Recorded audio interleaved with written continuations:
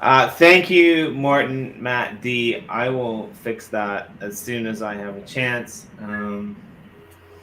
Yeah, I guess I screwed that up. I wrote AIN instead of EIN. It's my Japanese pronunciation, I guess. I was thinking, with my Japanese hat on. So I do apologize for that, but I will fix that up. And thank you for noticing, Morton, Matt D. I'm kind of excited about this one. I met Ein, I guess, a week ago or so for the first time over on the Nifty BC Circus, where we looked at another project that is up and coming and she's involved with, called EtherEgirls. And I kind of dove into her wax collection and what she's been doing in the art space. And I decided that I really needed to get her on the channel to talk about it. What you see here, I guess these are, images of representations of different points in time in Ein's life. So I kind of want to dive in there first. But first, let's get some introductions. So Ein, welcome to the channel. And how are you this morning? Hi, thank you so much for having me. I'm really good. I'm really happy to be here. I'm really excited to tell my story. Yeah, I like it. So we chatted about this a little bit online.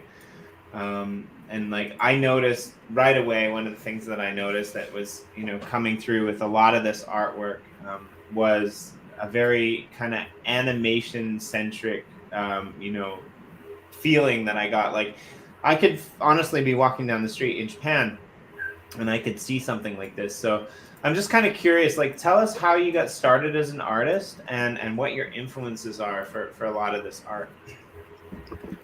Yes. For starters, I'm Ain. My the name Ain relates from my last name, which is Einbender. So I just took the first letter of them. In Germany, Ein means number one. So I just thought it was a cool thing because it's like a last name that not many people had. So I used it for the brand.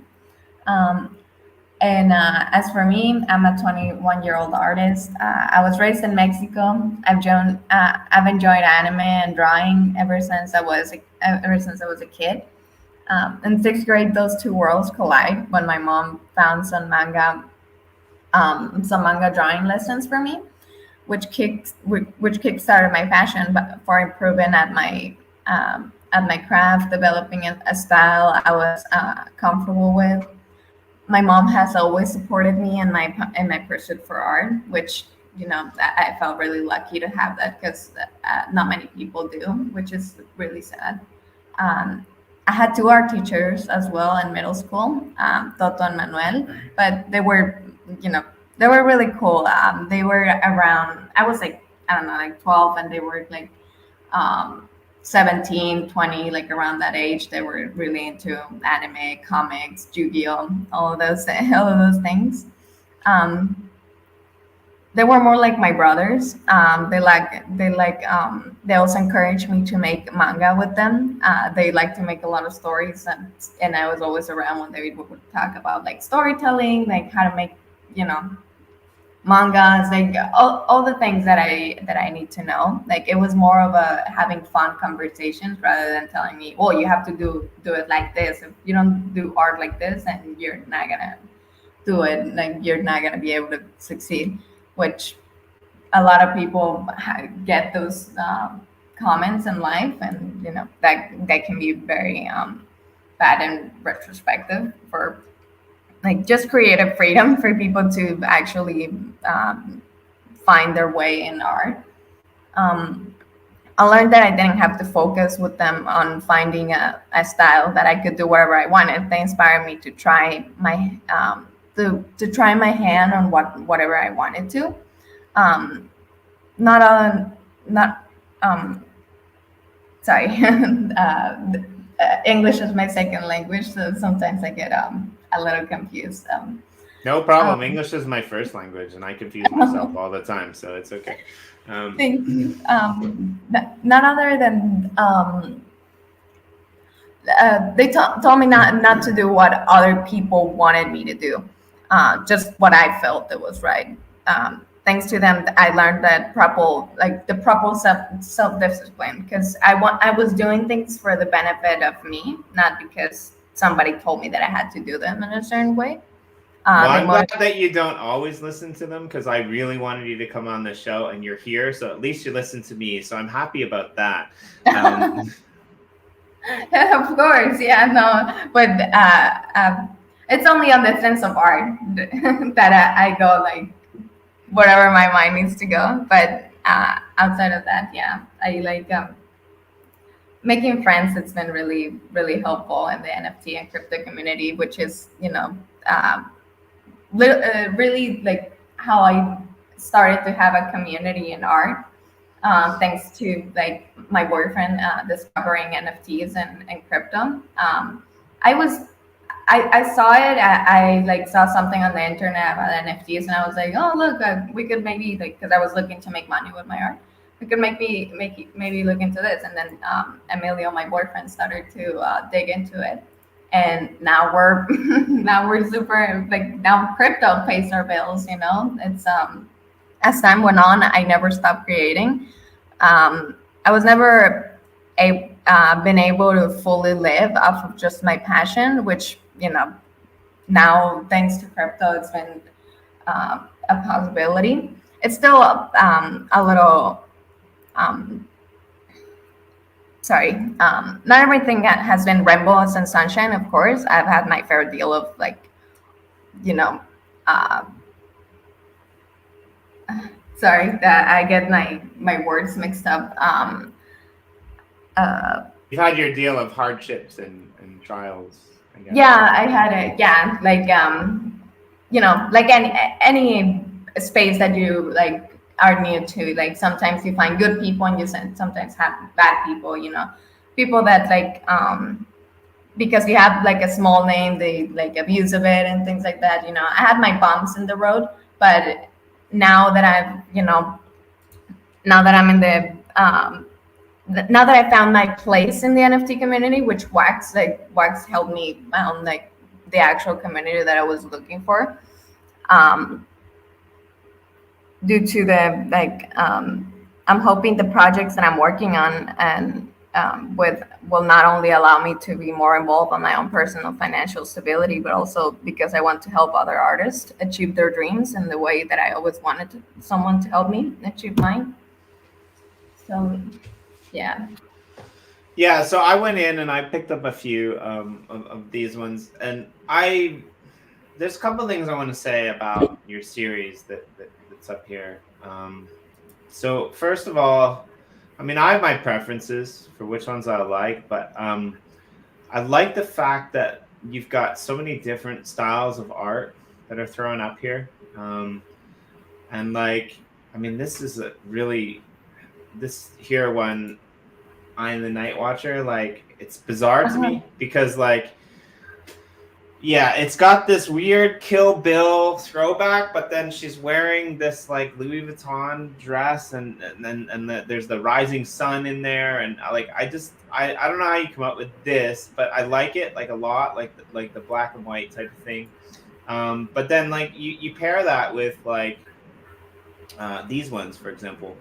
This might not be the best example of this one, but the color content and the kind of anime hairstyle, and the very I guess the very like sexy like overtones of it would be the easiest way to say it, right? I wanted to touch on that, yeah, because you mentioned it. I like to combine the style of that anime because I grew up with it. And also when I do my pieces, like I said, when I like explained to you in the past and in previous conversations that we had in podcasts, what I do is when I'm in the doing new design, I never always have the entire design and visualize in my head. What I do is I start doing, sketches around the canvas, and then from that I find like a potential on the things that I'm drawing, and through that, while I'm sketching, I start thinking, oh well, the memories that I had, like what I explained on this one, when I used to go with my mom to the subway because she had to go to work. We used to go up and down the stairs. It was like 2 hours like away from us, so that's why we had to take the subway.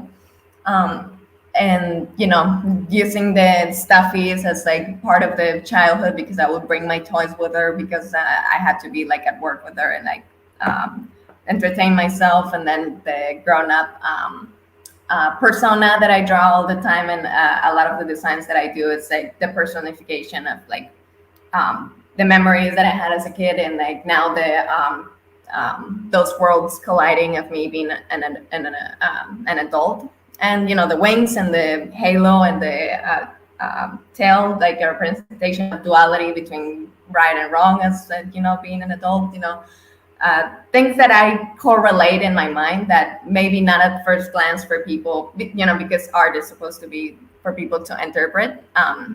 Not everybody catches, but once you ask the artist, it's like I really like that you ask about the stories that I have behind the pieces, because they do have a lot of things that go into it. Yeah, I think that's my favorite part, and this one actually really confuses me. So I have to ask because I can't tell the difference now, right? Like I don't watch very much TV, but like I live in a country with some of the biggest electronic stores, and you go in there and you see these games online or you see this art online.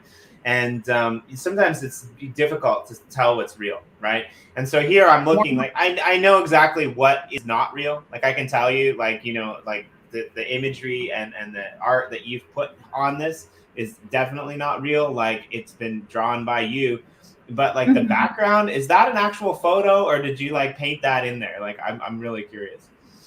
No, that's an actual photo. I did a few pieces with that character that has that I tried colliding the 2D with 3D, which it came out like that.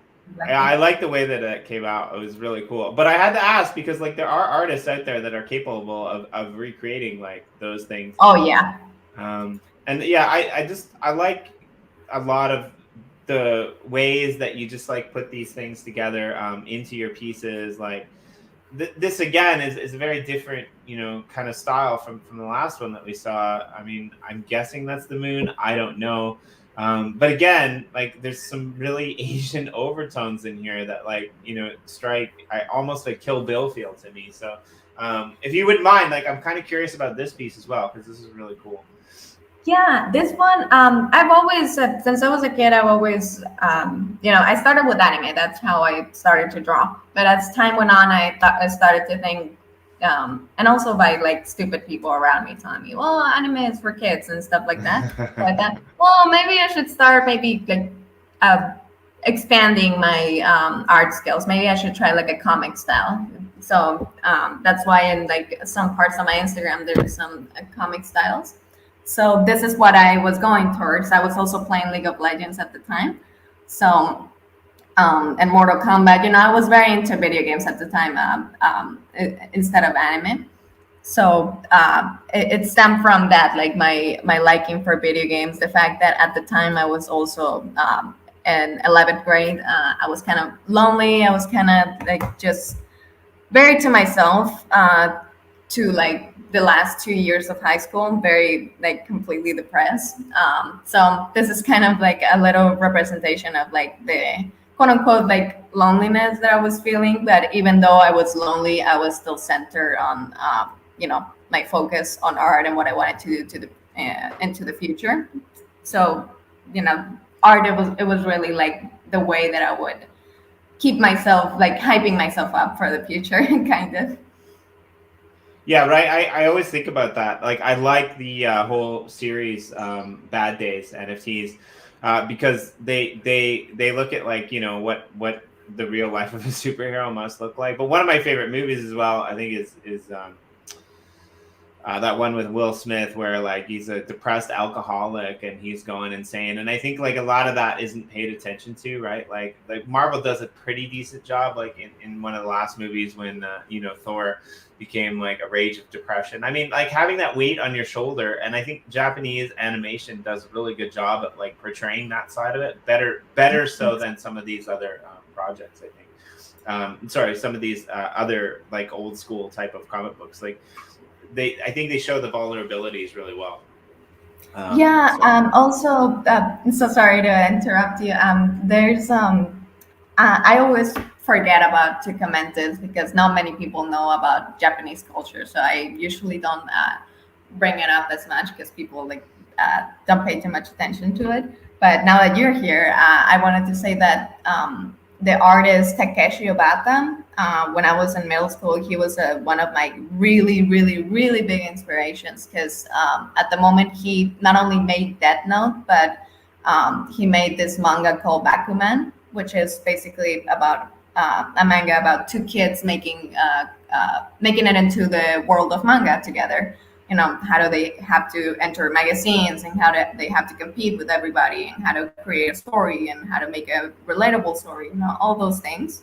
That also inspired me a lot to keep going with art in difficult times. Those stories by Takeshi Obata. And yeah, that's the only thing that I wanted to say as well. Because that's cool. I'm not actually familiar with that, but I like it. It's like what do you call it? It's like sometimes they do those dramas in the States where like they follow like, you know, people through pageants and things like that. Like I'd much rather, it seems like I'd much rather follow that other one in terms of how to create something of value.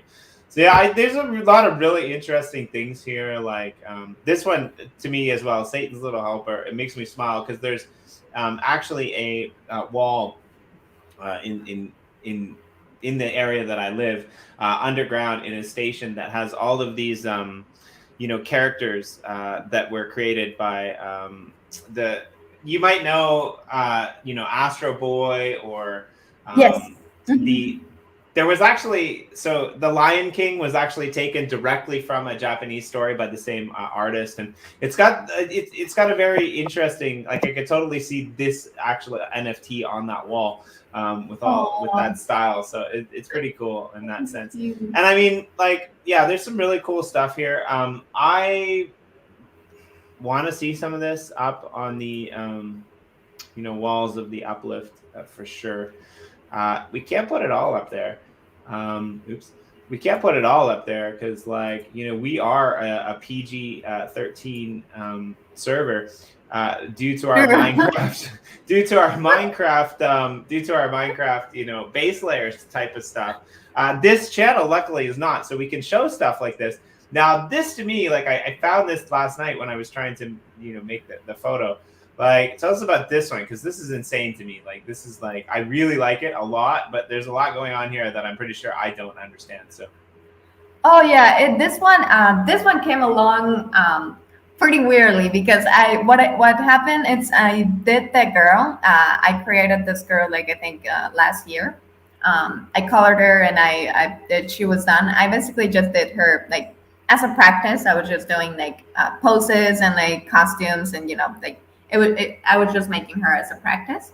But as I started to get into the NFT world, I wanted to, I was looking for like more complicated pieces to make. And I wanted to draw my backgrounds, to start drawing my backgrounds because I wasn't taking a lot of pictures now. So that's when like one of the backgrounds that I actually drew. And I also thought, well, maybe animations would be nice for people. And I wanted to make her in a dark room to like accentuate the what's it called, the background and the animations. And yeah, there's really not too much thought into this one. This one I just thought, well, let's make a practice of background and to make it as nice as I can. So this one is really just practicing like colors, backgrounds, to putting things together, just like another track of record in my art practices. Yeah, fair enough. I mean, honestly, like it was the flashing picture of you in the photo frame that was like throwing me. I was like, what's the story behind that one? But yeah, I like it. I like the animation, right? And like you said, there doesn't always have to be a story, right? I used to hate studying Shakespeare when I was a kid because like the teacher would tell me what the artist thought and or what the person thought, and I was like, no, you don't know what Shakespeare thought. Like, oh yes, we do. We have a book that tells us. Well, did he write the book? No, he didn't. I mean, so yeah, there's a lot of really cool things like in this series that I like the combination of the electronics. And the droids and the people, like I think definitely worth a look. Like I honestly I love that you're doing NFT art, but like if this art was on a wall in a museum, I would definitely go and see it. And like just the simple aspect of taking yourself out of reality and putting yourself into somebody else's, right? I really like the fact that like a lot of these pieces have to do with like your inner thoughts and your inner beings. Like a lot of people, they develop a character that's based around what somebody else wants, like maybe what's fashionable at the time, or what's interesting at the time, or what's like trendy at the time. And I think what I see and I respect the most is like the early words that you said when you came on this stream, that were like, I just want to do what I want to do and don't want to like be told what to do by anyone. And I think that really resonates here with this artwork. So that's really cool. And obviously, you're doing well enough that from this art on wax, somebody reached out to you, I'm assuming, from EtherEgirls, and they had you basically design their project. So can you tell us a little bit about EtherEgirls? What's that, and how did you get involved with those guys over there?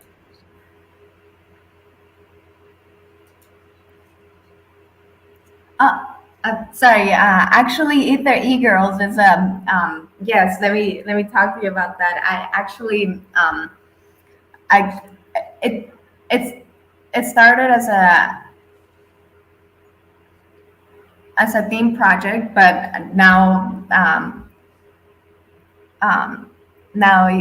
EtherEgirls is a collection of sorry, let me translate something real quick, because there's a lot of no problem. My bad. Si me dices lo que tengo que decir en la parte de aquí. So you just like it started off like as a team effort. Like it wasn't something that you just they started and they contacted you or anything. It was something that you guys all together. It's something you've been wanting to do. It's a regenerative project. You've been wanting to do this kind of thing for like the woman empowerment and inclusivity with your art. You've been wanting to represent that. I think we got that kind of very shallowly in the background. We heard it maybe. So so what she was trying to say, so it didn't start, she didn't really get contacted for this. This was something that, so she's been wanting to do a regenerative project for some time. It's been something that it actually started off when she first started to do NFTs, when we first got into Ethereum. It's been something that she wanted to do, but she's never really had the opportunity to do so. Because she's seen in the space, there's not as much inclusivity, there's not as much, for different people of the world, for different walks and aspects of the world. And so that's kind of what she's trying to cater towards with this specific collection. Because, well, in the first place, she's noticed the main problem that a lot of people say, there's definitely a lot more women in this day and age that are going into the NFT space, but it's still a small number compared to the amount of men that are in the NFT space. And so that's kind of what she's trying to advocate here with this collection. She's trying to bring kind of awareness to different aspects of, women in general, just what they have to go through, different things that happen in real life. But the way that we want to do it is we want to be inclusive. Like, it's not just for women. Like, we want to kind of get away from that gap of men and women are two separate things. Like, we're all humans, we're all one species. And so that's kind of like what we're going towards with this project. There's going to be lots of different aspects from both sides and just different hardships that people are feeling in the space. But yeah, to answer your question, it started off kind of like a team thing. So she's been wanting to do the art. So she's the artist. And along as she's been growing in the NFT space, she's been meeting people. And so she was able to get her friends together and partner up. So there's people you know how these projects go. There's somebody that's going to do the website, somebody else is going to handle the blockchain contract, Ein's going to handle the art and that sort of thing, and that's how the team came together. Yeah, and EtherEgirls, it's a collection of 8,888 e-girl anime-inspired NFTs. It's going to be on the Ethereum blockchain. It's a project I'm proud of, not just because of like the goal we're trying to achieve, but also of the direction that the art has taken. I decided to include different assets such as Biligo, which is for people that don't know, it's a skin pigmentation. Yes, disease. Prosthetic limbs, scars, and stretch marks to represent people of all walks of life. It's how I feel the world should be. I believe we're all one and the same as species. We should be loving and supporting each other, no matter our physical appearance or traits, which is the message I'm trying to spread with this collection. I also want to include that they're like 270 unique assets, including different colors in the collection that I designed completely by hand. It was crazy. I think I did. We did more than we were expecting to make.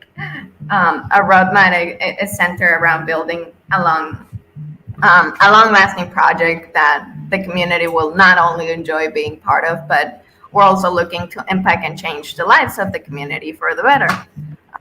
While I can't reveal the whole roadmap yet, I can tell you we have plans to extend this project by keeping the collection going. While we have our main collection of 8,888, we will also be launching an honorary collection where we'll be making custom girls for the community.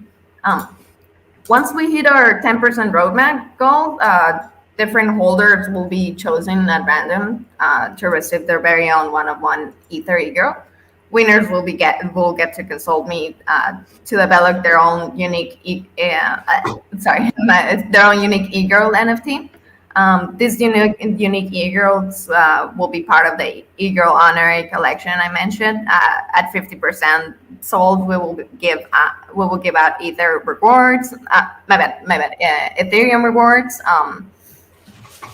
5 Ethereum will be randomly split between 50 separate holders. A snapshot of the holder list from the EtherEgirls contact on EtherScan will be taken at a specific date and time prior to the raffle to log the contestants.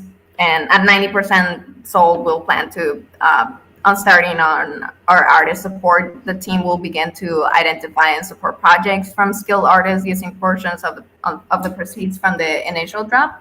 There's a couple of goals in there, but I will not reveal, as those will be coming sooner to the reveal.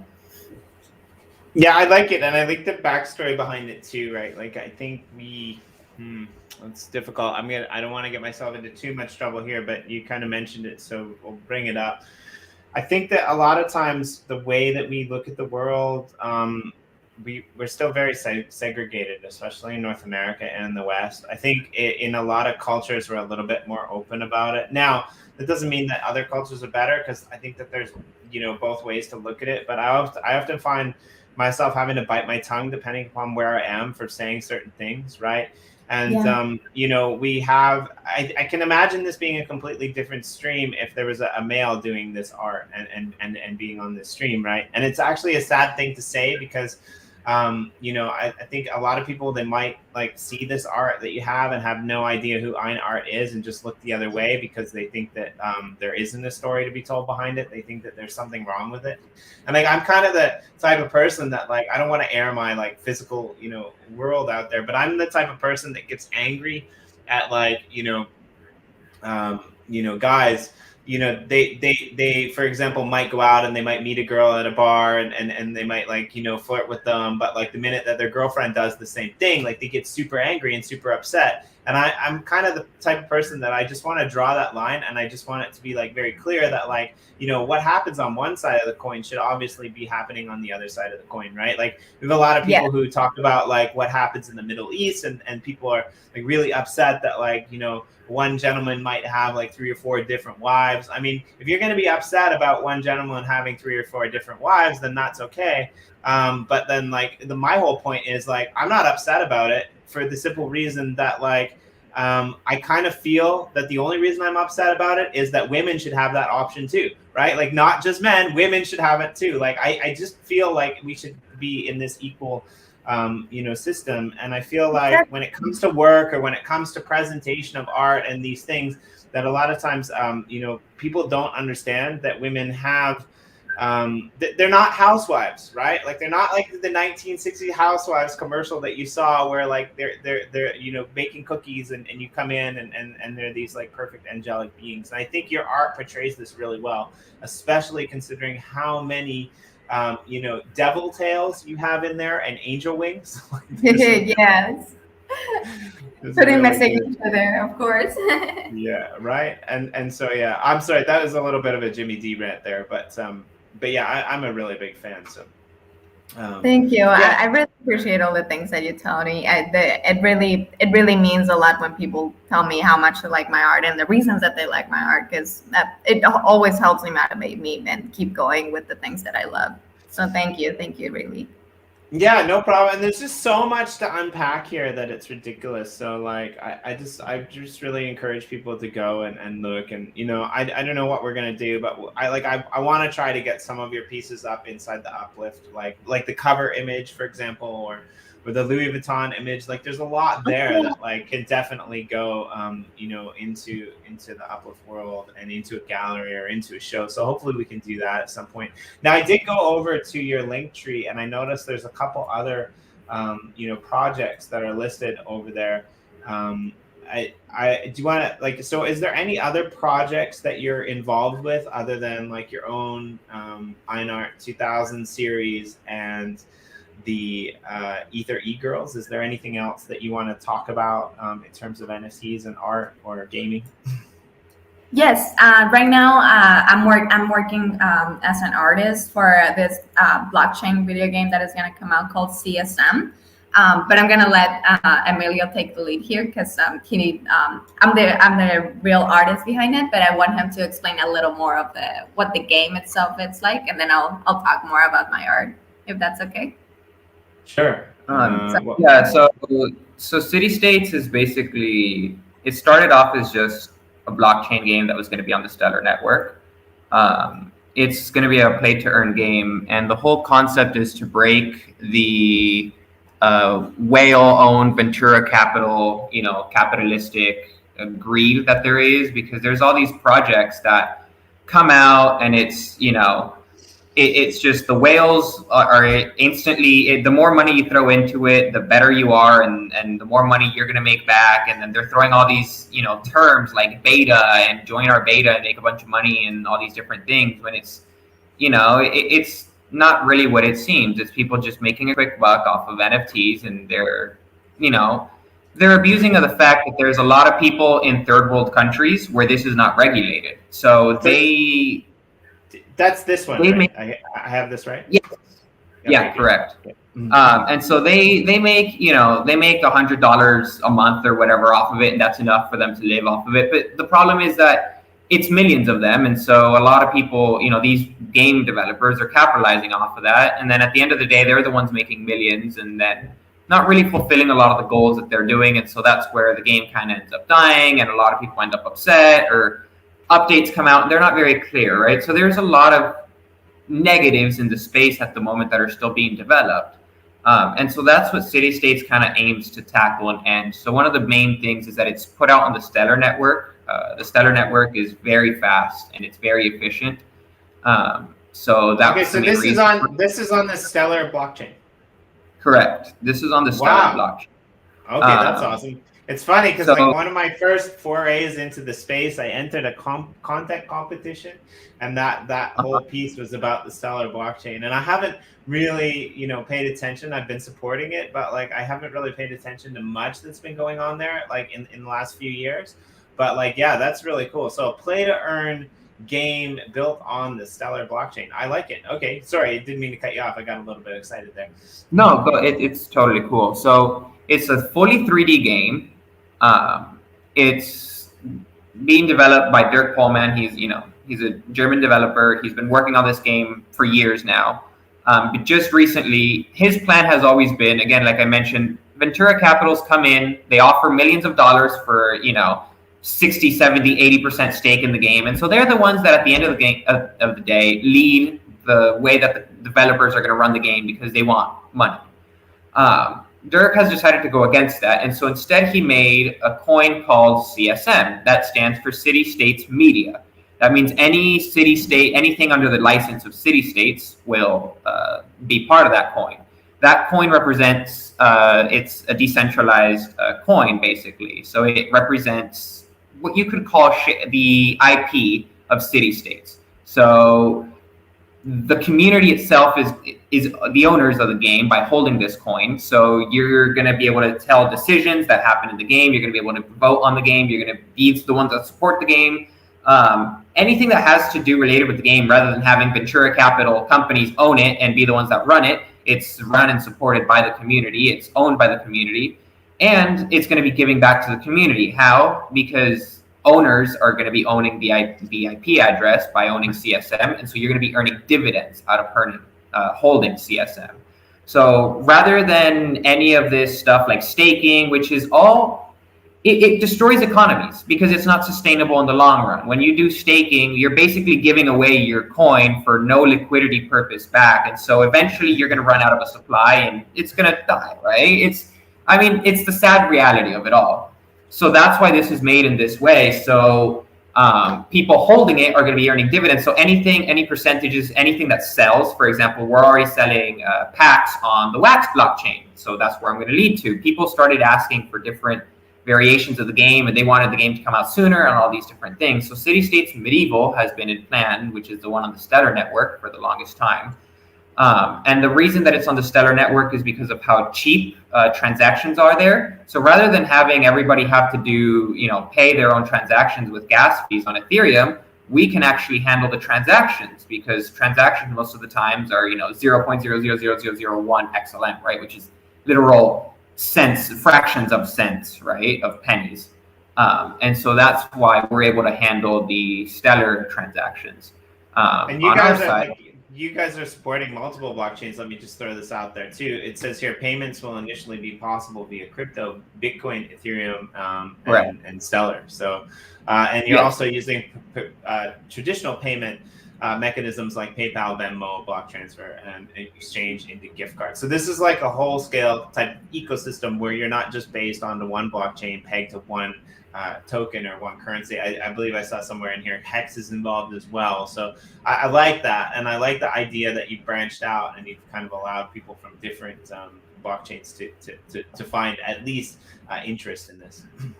Well, that's the point of it, inclusivity. So the Hex part is a little confusing because Hex is actually our in-game currency. So that's what people will be using. So it's not Hex as in, the known currency Hex.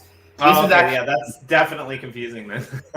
Yeah, a lot of people have gotten confused about that. So the way that this is the in-game currency. And so when you play the game, this is what you're actually going to be using. So the game is a MMO, city-state builder. So it's kind of think like Age of Empires and Clash of Clans and those sorts of games where you build up empires and armies and then you gather resources. And the thing is, it's going to be very good because everything is going to be an NFT. So everything's going to be tradable. So it's going to be completely a community-ran marketplace as well, an economy. So for example, there's going to be different ways that the game is going to run. There's going to be, for example, you can gather wood. That wood, you can sell it on the market. You can trade it for stone, metal, or you can trade it for Hex. That Hex, you can trade it for other cryptos. And so that's where the play to earn part comes in. that's the great part as well. Since everything can be run on our end, the game is going to be completely free to play. When City States Medieval comes out, nobody will have to pay anything to play. You won't have to buy a pack. You won't have to pay any fees. You can download the game, which is going to be City States Medieval, and just hop in and start playing. People started asking for more, and so we started to branch out, and we decided to make a 2D version of the game as well, which is called City States Domination. That game will be on the Wax blockchain. The reason we decided the Wax blockchain is because we've seen the recent rise. There's a lot of people that are really hyped up on it, and there's no gas fees. So we can maintain our goal to maintain a user-friendly and cheap environment so people can start playing. Of course, with Wax, because there is the whole RAM issue, we do have to start an initial pack sale so that we can actually maintain that RAM. Because if not, we would be investing it all ourselves, which could get pretty expensive. We've started selling packs for that as well. We've got a whole plan out for Discord and everything. But that's kind of the basis of the game. So how does Ein come into this? I'll let her explain. Yeah, so it all started when my boyfriend was doing NFT research, and he was on Reddit and came across the City States Medieval profile. He got intrigued and looked a little further into the project. That's when he met Dirk. They got to talking, and soon they closed a really close friendship was born. A couple of months later, after having gotten to know each other very well, he got to see my art, and we joked about him then commissioning me to draw Magnus's wife, which is one of the characters from City States Medieval. Not long after, I made the first concepts for Freya, which is the character that you're sorry, 1 second. That's the character that you're looking at right now. That's Freya. And instantly we were a team. I've been making the hero concept art and 2D rendering for City States Media since then. And all the characters have been really fun to make. We have really big plans for we're also putting the diversity thing in it. We're trying to bring in like different cultures from the medieval age.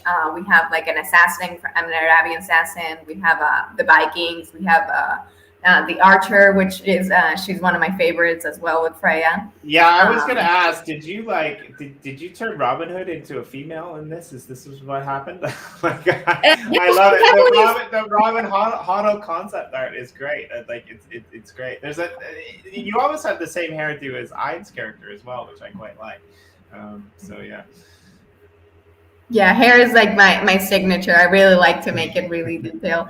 And the name for Robin Hood, that was chosen by the community actually on the Discord.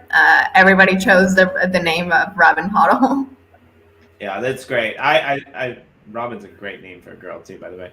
And so I'm a big fan. I always quote or show pictures of the Game of Thrones, the Dragon Queen's hair, and like you've got some definite undertones of that in this, and I'm a big fan of this concept art, like this Assassin's Creed concept that you have here is really cool. So yeah, I'm excited to see this style of art in a game. Like this is maybe more what we're used to in the blockchain and gaming. Sorry, in the non-blockchain gaming space, right? Like, I mean, especially in Japan over here, like a lot of this anime concept when you go into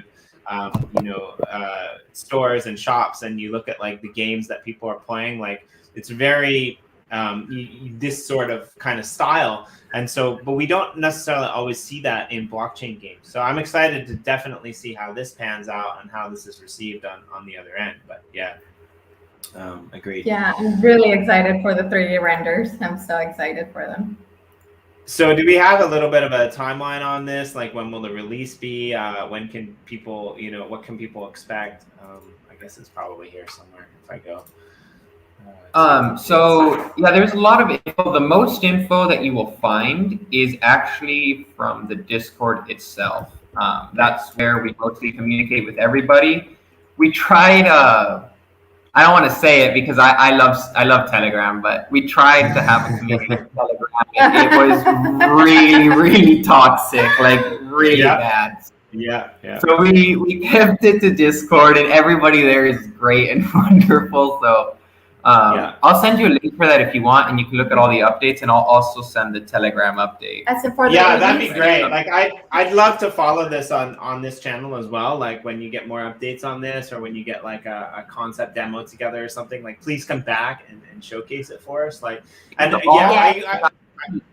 I 100% agree. Like we killed our Telegram community for the very same reasons and projects that we're involved with, and we moved it over to Discord. And yeah, it's a lot better. It's a lot nicer. And one of the things we actually noticed was like when we moved it over to Discord, and like we created like channels that like people kind of had to verify themselves being like a part of the project or interested in the project. We noticed the FUD go down a lot, because I think that there's a lot of people that just go into Telegram that like have no interest ever in doing anything with the project or the game, and they just get a kick out of like bringing other people down. So yeah, don't feel bad about hashing out the reality of the situation, because 100% Telegram can be toxic as hell. And so I'm glad that you didn't let it get to you, and you moved to a place where you had a better support network, for sure. For sure. Yeah. And I mean, the thing is, well, there is already gameplay and everything. It's mostly just sneak peeks. So once you go into the Discord, you'll see it. All the announcements, they're posted on Discord and Reddit. This is what I love about Dirk, and this is why Ein Art decided to work with Dirk. Something that Ein Art really holds deep to her morals is she won't work with people who she finds morally wrong, who do things that she will not agree with. She just won't work with them. So anybody that is going to do a rug pull, anybody that's a scammer, anybody that's done anything shady, or illegal for the matter. Exactly. She just doesn't want to associate with. So she's very careful when she does art for people. Like she typically tries to look into the projects and that sort of thing, because she doesn't want to just blindly work with anybody and have her name associated with it. And so we noticed with City States, the reason that we became very close friends with the developer is because he has the same morals as us. He's very transparent with everything. Every update is disclosed and talked about with the community. Every financial decision. Exactly. He's the first developer of a game that we know that monthly discloses the game's wallets and every single movement that is done financially within the wallets for all of City States. He maintains constant control of the coin. He made sure that there was no inflation of the coin, like fake inflation. He keeps a control over the bots so that there's not as much bot sniping with the CSM coin. It's just he's great all around. Like he's just so transparent with everything he does, with all the updates. He's great with the community. If you go into the Discord, you'll notice there's almost like a cult around him, because of we all love him, honestly. So so that's kind of why he has helped me a lot too, just as an artist. He's at the moment, my boyfriend and I were sharing a computer when we were working with him. I was doing everything on Photoshop. It was kind of hard because I had to work to make money, but he also had to work to make money on the computer. So we had to like kind of take turns on taking of using the computer. And Dirk he sponsored us. Yeah, he sponsored us. What's it called? A drawing, an iPad. Yeah, he sponsored an iPad for like me being able to actually get all the work done at my own pace and not having to have back pains as well, because I'm sitting on the by the computer all the time. And it was just, he's been really helpful all around, always supporting us whenever we're in need. He's a really cool person all around. Yeah. Oh, that's great. Yeah, and I like to see that, like when projects support other people that they're involved with, it means a lot as well. So yeah, it's good that you found your projects, you found your own kind of path, and now you're starting to find people that you can rally behind their causes and support. And I think that's what's going to make the ecosystem better as a whole, right? So yeah, I'm definitely excited to get the update on this one. And like I'm like, your art is just amazing. You're such a multi-talented artist, and I think like we can look at the original stuff that we saw and compare that to like the things that you're doing for the concept art in the game. And I mean, it's clear that like I think you're going to be you're going to do really well in this ecosystem and in this space. So I'm super excited to have this interview with you this early before you blow up and you get way too busy for us. Thank you. That's a really good word. They really, they make me happy. Thank you. Cool. And yeah, so I dropped a couple of the links there into the chat. I'm also going to drop Ein's Linktree in here as well, where you can connect with all of the projects that we talked about today. So definitely go and check that out. And yeah, I mean, if you like her art, then support it because I think this is really important. You touched on this a little bit earlier. In the West, depending upon where you live, it's great because you can go out and you can afford to buy cryptocurrencies, you can afford to do all of this stuff, but it's not always that easy. And I mean, there are people out there in the world, the developing world, or certain cities even in the developed world, that like can actually make a living off of play to earn games. And what makes that possible really is the ability to find people who create these games, who create the art, who do all of these things behind the scenes, right? And we've known like this is one of our big things with Yoshi drops as well, right? Like we want to support artists so that they can we want to support artists so that they can be artists, right? Like we don't want to, have artists that work for us or musicians that work for us as a company that we basically siphon off 90% of the value and enslave them to our wills, for example. We want to unleash this creativity. We want to unleash this ability for them to actually, think about what they're going to do in the space 95% of the time, as opposed to like, only getting 5% of the revenue and constantly having to like work to make ends meet. So definitely, if you're a fan of Ein, that's great. If you're a fan of the concept art that she's done for medieval city states, that's great. If you're a fan of Ethereum and you don't want anything to do with Wax, well, you can support her over there as well with EtherEgirls.